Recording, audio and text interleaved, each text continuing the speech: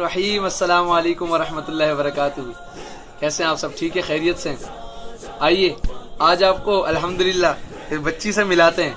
माशाल्लाह इनकी जरा पाकिस्तान की मोहब्बत तो चेक कीजिए। पाकिस्तान से माशाल्लाह हमारा बच्चा बच्चा किस कदर मोहब्बत करता है। इस बच्चे की जुबानी सुनते हैं।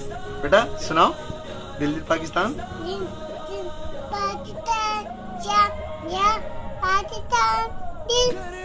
पाकिस्तान जा जा पाकिस्तान एक ही जामी ओ आसमान तेजीवा चेतन पाती रहे ये चोरोमी जाता रहे ये तारुबा दिल पाकिस्तान जा जा पाकिस्तान, दिल दिल पाकिस्तान जा जा पाकिस्तान। माशाल्लाह माशाल्लाह माशाल्लाह। देखा अल्हम्दुलिल्लाह पाकिस्तान से इस मुल्क का बच्चा बच्चा किस कदर मोहब्बत करता है।